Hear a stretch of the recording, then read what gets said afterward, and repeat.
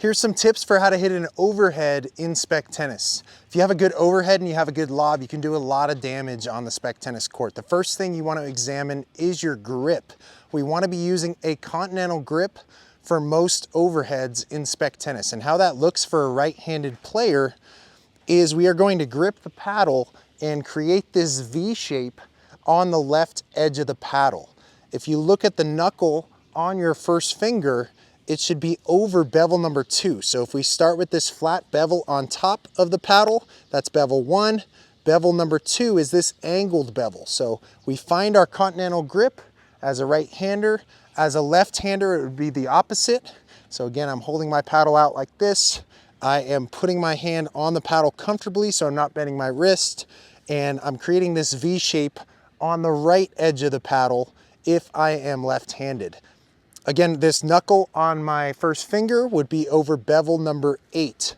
If you look at the bottom of the handle, it is a hexagon. So if you start counting with this one as number 1, you count around the grip, you end up at bevel number 8, which is the angled one just to the left of number 1. So we want that knuckle over bevel number 8 if we're left-handed. And the reason for this continental grip is that it allows you to get on top of the ball. So I have this range of motion here in my wrist and forearm. I'm able to pronate and get on top of the ball. So if I'm right-handed, same thing. I'm swinging up, getting on top of the ball.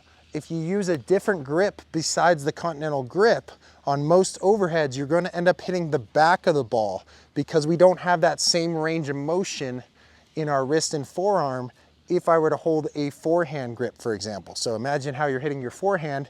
If I hold that same grip, I end up hitting my overhead like this, ends up being a line drive. It's hard to send the ball down with a lot of speed. So continental grip's the first thing you want to try to do on the overhead. And then the next thing that I want you to notice is I take my paddle back with the face pointed at the ground.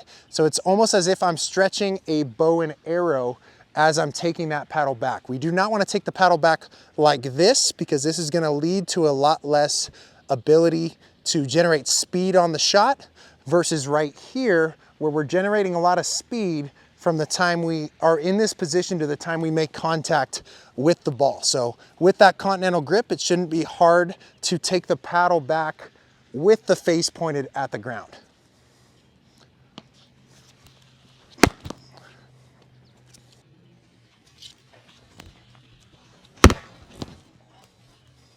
The next component is I want to make sure that I turn my shoulders. So I do not want to swing with just my arm on this shot because it's unhealthy, run the risk of injury, but also it's not going to be very powerful. And so as I make my first move, I am taking the paddle back, but I'm coordinating that with a shoulder turn. So notice that my front shoulder has now been turned. So when I swing, it's going to enable me to use my whole upper body, not just my arm. So continental grip, paddle facing down, and a shoulder turn. The next piece that you may notice is my non-hitting arm goes up before I'm making contact. And this is not to point at the ball, but it's to dip my back shoulder.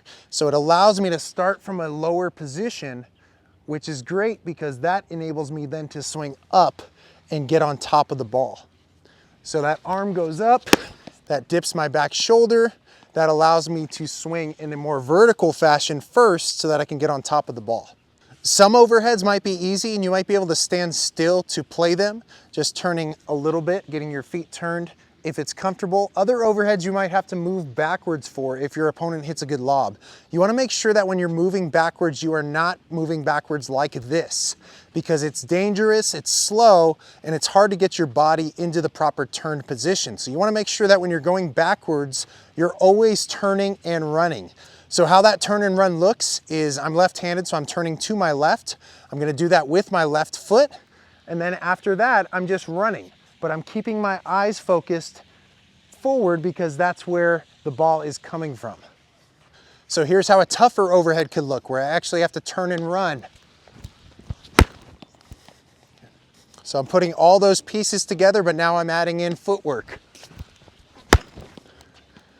Notice on these difficult ones that I'm not even stopping before I'm hitting. I'm just running and then playing the ball at the appropriate time. You might also notice that my back is facing the net for a brief moment. So I'm going back to play it. My back is facing the net when I start my swing because I'm in this turned position. Then I start my swing and rotate a little bit, but my chest is definitely not facing the court before I start my swing. Good. The other advantage of turning and running is it allows you to play the ball after the bounce if it's too difficult. So I'm getting there a lot faster because I'm turning and running. So even if I can't play an overhead, I still have a chance at playing this shot. So it's too tough maybe for me, so I go back and I let it bounce rather than playing an overhead. But because I had good footwork, I can get back there quickly and I'm in a good turn position to hit the ball.